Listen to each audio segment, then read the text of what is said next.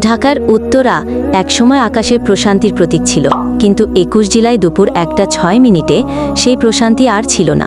সেখানে ঘটে এক মর্মান্তিক দুর্ঘটনা, যা পুরো জাতিকে শোকাহত করেছে। বাংলাদেশ বিমান বাহিনীর একটি F-7 BGI প্রশিক্ষণ যুদ্ধ বিমান ফ্লাইট লেফটেন্যান্ট মোহাম্মদ তৌকির ইসলামের পরিচালনায় কুর্মিটোলা ঘাঁটি থেকে উড্ডয়ন করে, কিন্তু যান্ত্রিক ত্রুটির কারণে মাত্র কয়েক মিনিটের মধ্যেই সেটি ঢাকার উত্তরায় মাইলস্টোন স্কুল অ্যান্ড কলেজে বিধ্বস্ত হয়। পাইলট সর্বশক্তি দিয়ে চেষ্টা করেন জনবহুল এলাকা থেকে বিমানকে সরিয়ে নিতে, কিন্তু বিমানটি বিধ্বস্ত হয় স্কুলের ২ তলা ভবনে, যেখানে তখন বেশিরভাগই জুনিয়র, তৃতীয় ও চতুর্থ শ্রেণী শিশুরা ছিল। এই ভয়াবহ দুর্ঘটনায় পাইলট সহ অন্তত ২০ থেকে ২৭ জন নিহত হন। ISPR, AP, আল জাজিরা ও প্রথম আলো সহ বিভিন্ন সূত্রে নিহতের কথা নিশ্চিত করা হয়েছে। আহত হয়েছেন প্রায় ১৭১ জন, যাদের বেশিরভাগই শিশু। দুর্ঘটনার পর শিক্ষার্থীরা, শিক্ষক ও অভিভাবকরা সাহায্যে ছুটে যান। বহু মানুষকে উদ্ধার করে নিয়ে যাওয়া হয়।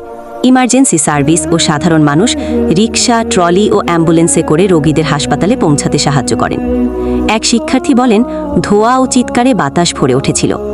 এই দুর্ঘটনায় শুধু একটি বিমান বিধ্বস্ত হয়নি, একটি জাতির বুকে নেমে এসেছে অসংখ্য শিশু জীবনের চিৎকার। সবাই মিলে ফ্লাইট লেফটেন্যান্ট মোহাম্মদ তৌকির ইসলামের জন্য প্রার্থনা করার আহ্বান জানানো হচ্ছে, যিনি শিশুদের বাঁচাতে নিজের জীবন বাজি রেখেছিলেন।